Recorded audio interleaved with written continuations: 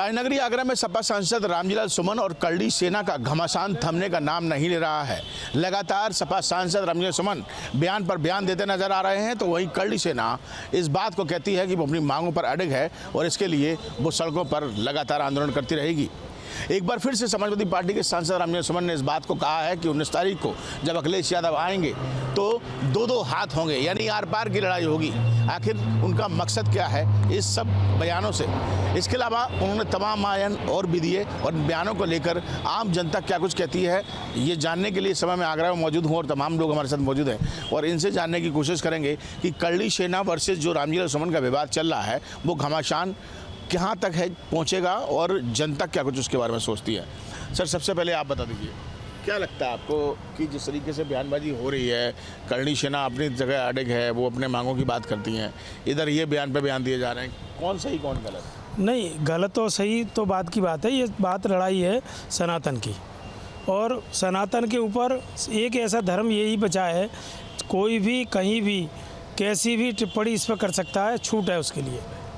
और ये पहला मौका है जिस समय कोई भी व्यक्ति इसके खिलाफ उसने कहा है कि नहीं ऐसा आगे नहीं होगा और ऐसा होगा तो इसका परिणाम भी भुगतना पड़ेगा। तो इस समय ये बड़ा सोचने का मुद्दा है। और इस समय कहते एक कहावत है ना, मत चूके चौहान, वो वाली कहावत है। यदि इस बार चूक गए तो आप ज़िंदगी में समझ लेना कि फिर आपको ज़िंदगी भर उसी तरीके से गालियों की बौछारों के साथ रहना पड़ेगा। तो क्या लगता है, ये राजनीतिक रोटियां सेकने का काम हो रहा है या अपने आपको चमकाने के लिए? हम ये कह रहे हैं कि कोई भी व्यक्ति, राजनीतिक रोटियां अलग हैं लेकिन धर्म हमारा प्रमुख है। धर्म, इतिहास भी धर्म से जुड़ा हुआ है और जब धर्म के ऊपर जब कोई प्रहार करेगा तो मेरा जहाँ तक ख्याल है, जो भी मंदिर में जाता है या कहीं भी किसी धर्म को मानता है तो उसकी आंखों में थोड़ी शर्म होनी चाहिए। और ये हकीकत है कि ये स्वीकार करना चाहिए, गलत है तो गलत है, सही है तो सही है। अच्छा, आप किस तरह ले रहे हैं सब बयानों को? जिस तरीके से बात करने होंगे करड़ी सेना और चल रहा है, इसमें ये देखा गया है कि जो भी आदमी बात कर रहा है वो अपने धर्म के लिए बात कर रहा है, समझे? तो बात ये आती है कि हम जो है सनातनी हैं तो हम अपने धर्म को पहले प्रिपेयर करेंगे, इसको संभाल के हमें रखना है, इसके अगेंस्ट हमें बिल्कुल जाना नहीं है। और हम तो यही अनुरोध करेंगे सभी सनातनियों से कि अपने धर्म में विशेष इसको जो है ध्यान रखें कि इसको गंवाना नहीं है हमें, समझिए? बस ये मेरा तो है। नहीं, ये बताइए कि एक बयान कल फिर से दोबारा से उन्होंने दिया, रामजीलाल सुमन, उन्होंने कहा कि कुछ लोग कहते हैं कि मस्जिद के नीचे मंदिर है, तो उनका कहना है कि हम कहते हैं कि मंदिर के नीचे भी बौद्ध मठ है। तो इस सब को लेकर क्या अब तो ये ज़्यादातर राजनीति बहुत छोटी होने लग गई है। पहले ऐसी बातें नहीं होती थी, अब तो हिंदू को हिंदू से ही अलग करने की एक नई राजनीति चालू हो गई है। नहीं तो ये क्या कि मैं जो ये पहले इनका सांसद जी का बहुत अच्छा मानेंगे, कभी भी विपक्ष में और पक्ष में कोई भी ऐसी बात नहीं करते थे। अब पता नहीं क्या किसका सहयोग मिल रहा है, क्या नहीं मिल रहा है, तो ऐसे शब्द बोले हैं जो सब मतलब कोई भी एक्सेप्ट नहीं कर पा रहा है इनकी बातों को। और हिंदू को हिंदू से ही मतलब आपस में अलग करने के लिए राजनीति चल रही है। मतलब आपका कहना है कि सांसद जी का बयानबाजी जो है वो गलत लग रहा है? बिल्कुल गलत लग रहा है। करड़ी सेना जिस तरीके से प्रदर्शन कर रही है, देखो, करड़ी सेना की हम तारीफ करेंगे, इतने सारे लोग, लाखों में लोग, और हम भी गए थे वहाँ, और एक भी कहीं पे भी कोई भी चीज़ में ना तो शासन की तरफ से उसने मतलब कोई गलत किया, ना कोई हानि का पहुँचाई, ना किसी को कोई गाड़ी तोड़ी, ना कोई प्रॉब्लम करी, ना कोई क्षति पहुँचाई। रामजीलाल सुमन के आवाज़ पर तोड़फोड़ की ना? नहीं, उन्हें अब सुना तो ये कि भाई पहले से स्टार्ट होने नहीं किया था लोगों ने। अब ये नहीं तो वहाँ इतने लोग थे, वहाँ पे बताओ आप 3 लाख से आपका कहना है सभा को बयान जी, मेरा तो सर ये कहना है कि ये ऐसे संवैधानिक पद पर रखे उनको ऐसे अनर्गल बयानबाजी नहीं करनी चाहिए जिससे कि किसी भी समाज को ठेस पहुँचे। ये उनको इस मामले को माफ़ी मांग कर ख़त्म कर देना चाहिए, नहीं तो जो समाज में रोष है वो आगे और भी कुछ रूप ले सकता है। वो तो रुक नहीं रहे ना, वो तो थम ही नहीं रहे हैं, तो वो बयानबाजी करते जा रहे हैं। उन्होंने एक नया कर रहे हैं, उन्होंने कल भी बयान दिया है, वो निंदनीय है। हाँ, ऐसा नहीं करना चाहिए इतने बड़े पद पर रहते हुए ने, और है ना वो समाज के ना सभी समाज के वो वर्ग को है ना वो करते हैं रिप्रेजेंट, तो उनको ऐसा बयान नहीं देना चाहिए। जी का ये कहना है कि उन्होंने थल सेना, जल सेना, वायु सेना सब देखी है, लेकिन करड़ी सेना, मतलब आप समझ सकते हैं क्या कहना चाह रहे हैं? देखिए, सुमन जी कुछ भी कहते हैं, ये तो उनका पहले का प्री प्लानिंग है, वोट बैंक की उनकी पूरी साजिश बनाई हुई है। हमारे जो परम पूज्य योद्धा हैं उन्होंने जब युद्ध लड़े 100, तो ये तो किसी से नहीं पूछा था कि आप किस जाति को और कहाँ से आते हो। उन्होंने अपने देश के लिए, अपने भूमि के लिए, मातृभूमि के लिए युद्ध लड़े। तो इनको जब ये इनके बुजुर्ग जब कहाँ थे, इन्होंने ये तो कभी नहीं पूछा होगा। हमारे इनके भी तो बुजुर्ग होंगे उस समय। अब इनसे ये पूछा जाए कि क्या सही है क्या गलत है, क्या कहने वाले ये लोग बचे नहीं अपने देश में। हमारे बुजुर्गों ने हमें ये सिखाया है कि कभी गलत के आगे झुकना मत बेटा। अब इन्होंने ये गलती की है तो हम तो नहीं झुक सकते। अब इन्होंने ये गलती की है, इन्होंने गलत भाषा का प्रयोग किया, गलत कमेंटबाजी करी, तो इनको तो अब झेलना तो पड़ेगा, ये पछताना पड़ेगा इनको। ये बताइए, बाबर के डीएनए तक की बात आ गई। वो कहते हैं कि बाबर का डीएनए तो इनके अंदर खुद है। ये किसके डीएनए है? बाबर के डीएनए ही। अगर आपको महिमा मंडन करना है किसी का, मान लीजिए औरंगजेब का, किसी का भी, तो इनको किसी जो देश के जो महान है, कहते राष्ट्र के गौरव है, उनके बारे में आप नेगेटिविटी फैलाएंगे। और वो भी इससे जो पूरे जिसके शरीर के अंदर 80 घाव और एक हाथ पे टूट गया हो और एक आंख फूट गई है, वो भी उसके युद्ध में, उसके बाद भी अगर इस तरीके की आप मानसिकता दर्शाते हैं तो ये मेरे हिसाब से बहुत नीच मानसिकता है। और इनको सोच समझ कर इनको माफ़ी मांगनी चाहिए, क्योंकि अगर माफ़ी मांग लेंगे इन्हीं में इनकी भलाई है, नहीं तो आगे इनके जो है बहुत घातक परिणाम हो सकते हैं। आपको कहना है करणी सेना का विरोध ठीक है? बिल्कुल ठीक है। अभी इनके यहाँ मान लीजिए अगर कुछ इनके यहाँ 4 लोग या 200 लोग 100 लोग गए तो इनको कितनी दिक्कत हुई। तो वही चीज़ है ना, अगर आप किसी के पुरखों पर अगर कोई भी बात कहेंगे या किसी के समाज के बारे में कहेंगे तो जाहिर सी बात है ये तो बुरा लगने लगना है। जी, आप किस तरह ले रहे हैं, बताइए साहब। किस सांसद जी के बयानों को? देखिए, सांसद जी का बयान मेरे हिसाब से बिल्कुल सही बयान है, और जो वो कह रहे हैं आपने समझा नहीं किसी लोगों ने। और ये मामला तो संसद में ही ख़त्म हो गया। कायदे की बात देखें ना, जब संसद में ये मामला उठा और ये वहाँ के अध्यक्ष द्वारा इसको स्पंज करा दिया गया, ये मामला वहीं की वहीं दब गया। ये तो राजनीति के तहत इसको एक उछाला जा रहा है, एक दलित नेता द्वारा जो कहा गया उसको उछाला जा रहा है। अब आप देखिए, उस दिन मुख्यमंत्री आगरा के अंदर थे, उनकी ना 1 किलोमीटर दूर मुख्यमंत्री थे, और उनके सामने ही ये हरकतें हुई और किसी एक सांसद के घर पर तोड़ा फोड़ी हुई, और इतनी बुरी तरह हुई कि उनके बच्चे, छोटे छोटे नाती थे, पोते थे, वो सब सहमे हुए हैं। आप घर जाकर देखिए क्या स्थिति करी है उन्होंने। आप मतभेद हो सकता है, लेकिन ये राजनीति के अंदर आज तक कभी ऐसा नहीं हुआ कि एक फैमिली को टारगेट किया जाए, घर को टारगेट किया जाए। ये भावना दुर्भावना के तहत है, ये ऐसा नहीं होना चाहिए, पहली बात। दूसरी बात, यदि किसी को विरोध करना है तो विरोध करने के बहुत सारे तरीके हैं। ये नहीं है कि आप कानून व्यवस्था क्या है रहा, कोई कानून व्यवस्था नहीं है। लेकिन सर, ये चलो एक बयान दे दिया, चीज़ें हो गई, ठीक है। उसके फिर कल फिर दोबारा से बयान देने क्या कहा? उन्होंने कहा है कि जो लोग कहते हैं मस्जिद के नीचे मंदिर है, हम कहते हैं मंदिर के नीचे मठ है। उन्होंने कहा आर पार की लड़ाई होगी, 2-2 हाथ हो जाए। नहीं, सुनिए, आप उन्होंने क्या कहा है? 2-2 हाथ हो जाए। नहीं, उनका 2-2 हाथ होने का क्या मतलब है? आप तब तरह से निकाल सकते हैं 2-2 हाथ हो जाए। आप बार बार एक जाति विशेष को, एक धर्म को, एक को टारगेट कर रहे हो, तो बार बार आप क्या कर रहे हो? बार बार आप कहते हो 100 साल पुराना, 500 साल पुराना जब इतिहास निकाल रहे हो, या तो एक काम कर दो आप। अब मैं आपके माध्यम से कहना नहीं चाहता, जितने भी नेता हैं ये सब देखिए, बड़े बड़े नेता सब मज़े कर रहे हैं, और ये अपनी टीआरपी के तहत, चाहे मीडिया हो चाहे आपका मीडिया हो, सब अपने को टीआरपी चाहिए, हाईलाइट चाहिए। अब आपका जैसे मीडिया है वो है, और दूसरे मीडिया को हाईलाइट चाहिए। इसी तरह से जो स्टेटमेंट आ रहे हैं, नेताओं के भी आ रहे हैं, उनको सोच समझ के स्टेटमेंट देना चाहिए, पहली बात।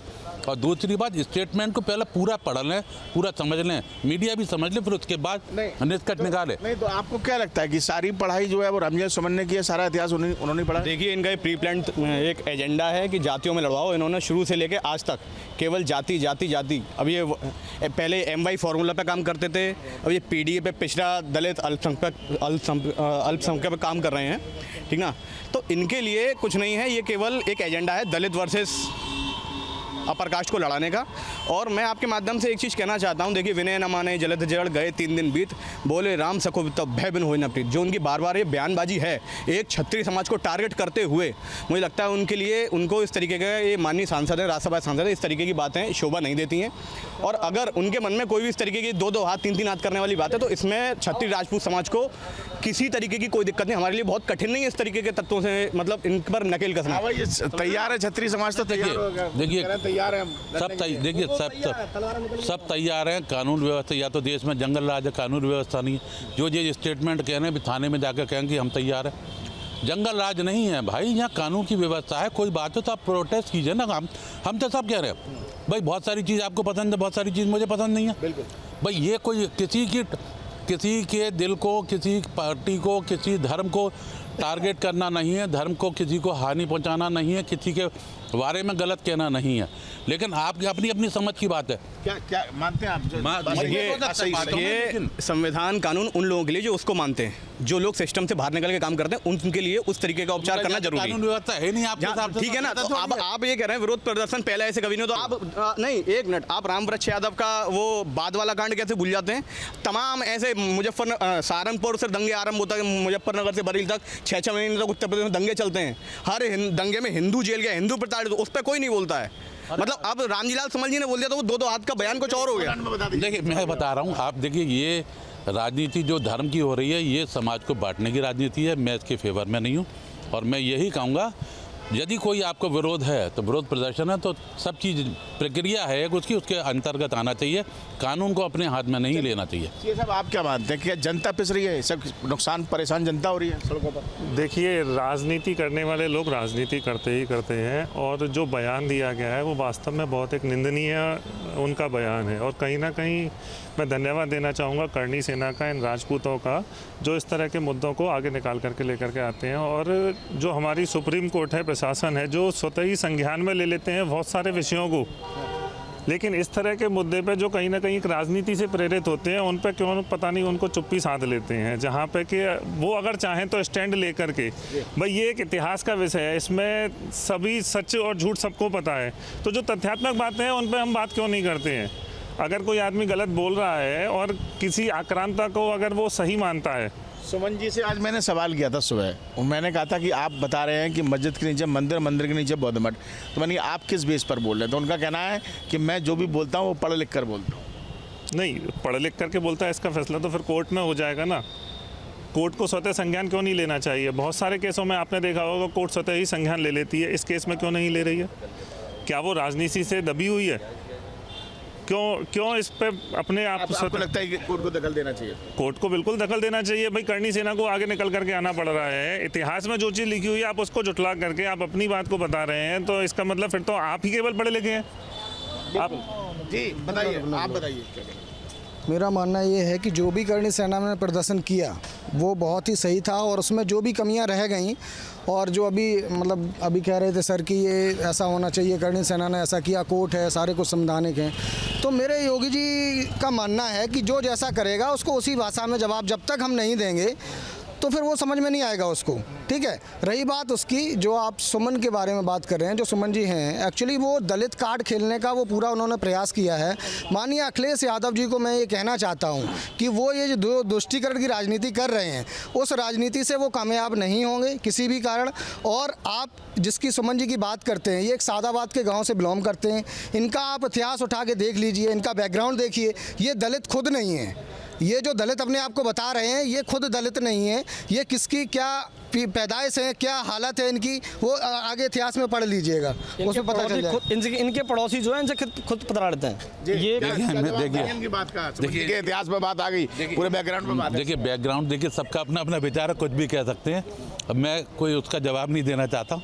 मैं चलो आपके पास रिटर्न में है, कोई बात नहीं, आप कोर्ट में बेस करो, रिटर्न में। तो मैं ये छोटी सी बात कहना चाहूँगा, जितनी ये करणी सेना की बात हो रही है और जितने ये नेताओं की बात हो रही है, राम जी से लाल इतिहास की बात कर रहे हैं, तो राम जी लाल जी का इतिहास आप समझ लें, 4 बार के सांसद हैं, सबसे कम उम्र के सांसद, 22 साल की उम्र में सांसद पहुंच गए थे, छात्र राजनीति से गए थे। यदि उनके बारे में हिस्ट्री सुनोगे ना, दंग रह जाएंगे। करने सुने करने एक मिनट नहीं, ये बात मैं कहता हूँ, इन्होंने ये कहा कि वो अच्छे नेता हैं, लेकिन अब इस समय किसके वो तो मैं बात कर, देखिए किसी के मुंह पे ताला नहीं लगा सकते। जो सत्यता बता रहा हूँ, जो आप करणी सेना के नेताओं की बात कर रहे हो, उन सबकी बात कर रहा हूँ, जनरल बात कर रहा हूँ। 55 साल का उस आदमी को एक्सपीरियंस है, 4 बार का सांसद है, केंद्रीय मंत्री है।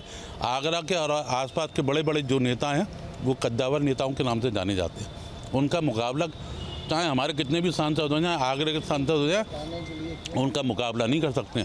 यदि आज भी सरकार नहीं थी, यदि उनके पास देखो, आज भी हर सर्व धर्म का आदमी उनके दरवाजे जाता है, और कोई काम हो या नहीं वो प्रयास पूरा करते हैं, इसीलिए वो रामजी लाल समान है। नेताजी ऐसे नहीं कहा जा रहे, हमारे नेताजी। अच्छा सारी चीज छोड़ दीजिए, ये जो बयान दिया आपकी नजरों में सही है?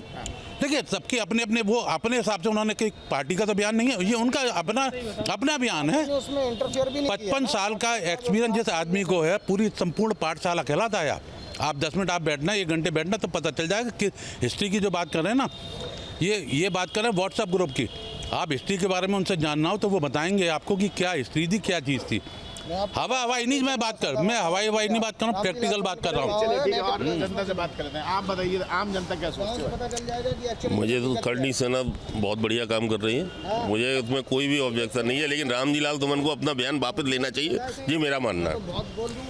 एक बात बताइए, ये जो आप लोग हाईलाइट कर रहे हैं कि दलित दलित दलित, अभी जैसे भैया ने बोला, ठीक है, अभी भैया ने बोला कि वो 4 बार मंत्री रह चुके हैं, सांसद रह चुके हैं, विधायक रह चुके हैं और अभी वर्तमान में भी देश के उच्च सदन में बैठे हुए हैं, ठीक है, वर्तमान में देश के सबसे उच्च सदन में बैठे हुए हैं। तो भैया दलित वो कैसे हो गए? अब जब अगर उच्च सदन में बैठा हुआ व्यक्ति दलित है तो यहाँ पे जो रिक्शा चला रहा है वो क्या है? आप ये बार बार जनता का अपने अपना सोच है, अपने अपने मानना है, लेकिन तमाम जो यहाँ की जनता है आगरा की, वो इस बात को कहती है कि रामजी सुमन का जो बयान है वो कहीं ना कहीं एक निंदनीय बयान है। उनको ऐसा बयान नहीं देना चाहिए, और अगर दे भी दिया किसी वजह से तो उनको माफ़ी मांग लेनी चाहिए। लेकिन अब ये घमासान थमने का नाम नहीं लग रहा है, क्योंकि रामजी सुमन लगातार बयानबाजी कर रहे हैं और लगातार उनका कोई ना कोई नया बयान जो है वो चर्चा का विषय बन रहा है। राणा सांगा के बयान पर रामजी लाल सुमन चारों तरफा घिरते चले जा रहे हैं, लेकिन उसके बाद भी उनका जो बयान है उस पर वो अभी कायम है। वो लगातार इस बात को लेकर सवाल खड़े कर रहे हैं। अब उन्होंने वक्फ बोर्ड कानून को लेकर सवाल खड़ा किया है। उन्होंने कहा है कि वक्फ बोर्ड कानून पर चर्चा करनी है तो बहुत सारे मुद्दों पर चर्चा करनी होगी, मंदिर पर चर्चा करनी होगी, मस्जिद पर चर्चा करनी होगी। उन्होंने कहा मंदिर के नीचे बहुत सारे बौद्ध मठ हैं। रामजी लाल सुमन कठपुतली हैं, असली चेहरा उनका अखिलेश यादव हैं, जो उनको पीछे से अखिलेश यादव बोल रहे हैं और वही रामजी लाल सुमन बयान दे रहे हैं। रामजी लाल सुमन के लगातार कंट्रोवर्शियल जो बयान आ रहे हैं वो देश की जनता भी समझ रही है, प्रदेश की जनता भी समझ रही है। उन्होंने पहले इस देश में संत सुधारक और शहीद का एक सम्मान होता है, उसकी कोई जात या धर्म नहीं होता, लेकिन उन्होंने जानबूझकर राणा सांगा का अपमान करने की कोशिश की। उसके बाद वो लगातार ऐसे टिप्पणियां करते रहते हैं। दलितों को आड़ में लेकर, दलितों की आड़ में छिपकर समाजवादी पार्टी अपनी काली करतूतों को और जो इनका बौना पड़ चुका, जो इनकी नीतियां हैं जो बौनी पड़ चुकी हैं, उन पर वापस सीढ़ी बनाना चाहती है। आप सब जानते हैं कि जो समाजवादी पार्टी का शासनकाल रहा है, उस शासनकाल में दलितों के ऊपर हुए अत्याचार या दलित जो हमारे भाई बहन हैं उनको जो प्रोन्नति मिलनी थी वो उनसे प्रोन्नति छीनी गई, उनके अधिकारों का हमेशा हनन किया जाता रहा। और वर्तमान देश में हिंदुओं के खिलाफ टिप्पणी करना एक बहुत अच्छा सा फैशन हो गया है। उस फैशन को फॉलो कर रहे हैं रामजी लाल सुमन और उसकी पूरी पैरवी कर रहे हैं अखिलेश यादव। रामजी लाल सुमन कहते हैं कि अगर तुम कहोगे कि मंदिरों में जो है मंदिरों मस्जिदों के नीचे मंदिर है तो हम भी सवाल खड़े करेंगे कि मंदिरों के नीचे क्या है। देखिए, इस मामले में मैं सिर्फ ये कहना चाहूँगा कि जो सुमन सांसद जी हैं ये इतिहास बता रहे हैं तो इनको बौद्ध का भी इतिहास देखना चाहिए कि भगवान बुद्ध पहले क्या थे।